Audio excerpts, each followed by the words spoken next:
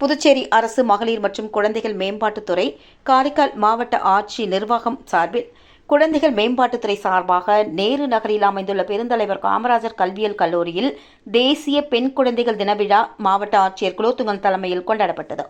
இதில் மத்திய அரசின் பெண் குழந்தைகளை காப்போம், பெண் குழந்தைகளுக்கு கற்பிப்போம் என்ற அறிவுறுத்தலின் பேரில் பல்வேறு நிகழ்ச்சிகள் நடத்தப்பட்டு வரும் நிலையில் கையெழுத்து இயக்கம், உறுதிமொழி எடுத்தல், ஓவியம் தீட்டுதல், பெண் குழந்தைகள் குறித்த முழக்கம் எழுப்புதல், உடம்பை தூய்மையாக வைத்துக் கொள்ளுதல் குறித்த கருத்தரங்கம், மரக்கன்றுகள் நடுதல் போன்ற பல்வேறு நிகழ்வுகள் நடத்தப்பட்டது.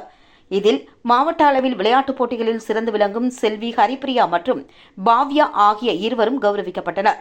இந்நிகழ்வில் வனத்துறை அதிகாரி விஜி மற்றும் முதன்மை கல்வி அதிகாரி விஜயமோகனா, முதுநிலை மருத்துவர் தேனாம்பிகை, மகளிர் மற்றும் குழந்தைகள் மேம்பாட்டுத்துறை உதவி இயக்குநர் ராஜேந்திரன், குழந்தைகள் நல குழும தலைவி சங்கரி, ஏராளமான மாணவிகள் மற்றும் ஆங்கன்வாடி ஊழியர்கள், மகளிர் உட்பட பலர் இந்த நிகழ்வில் கலந்து கொண்டனர்.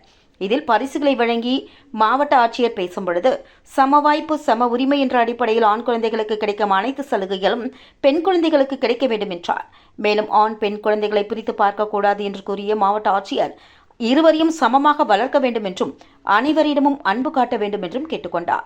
மேலும் பெண்களுக்கு பல்வேறு திட்டங்கள் மத்திய மாநில அரசுகள் மூலம் வழங்கி வரும் நிலையில் பெண்களுக்கு திருமண உதவித்தொகை அளிக்கப்படுகிறது என்றும், விதவை பெண்களுக்கு மகளுக்கு திருமண உதவித்தொகை கூடுதலாக அளிக்கப்படுகிறது என்றும், புதுவை அரசு மூலம் இந்தியாவில் இல்லாத அளவிற்கு பெண் குழந்தைகள் பிறந்தவுடன் அவர்களுடைய வைப்புத் தொகையில் 50,000 ரூபாய் செலுத்தப்படுகிறது என்றும், இது ஒரு பாராட்டுக்குரிய திட்டம் என்றும் மாவட்ட ஆட்சியர் கூறினார். மேலும் காரைக்கால் மாவட்டத்தில் குறிப்பாக பெண் வாக்காளர்களாக அதிகமாக உள்ளார்கள். பாராளுமன்றம் மற்றும் சட்டமன்றங்களில் பெண்களுக்கு முக்கியத்துவம் அளிக்கும் வகையில் 33% இடஒதுக்கீட்டை சட்டமாக நிறைவேற்றப்பட்டுள்ளது என்றும், இது புதுவையில் விரைவில் நடைமுறைப்படுத்தப்படும் என்றும் தெரிவித்தார்.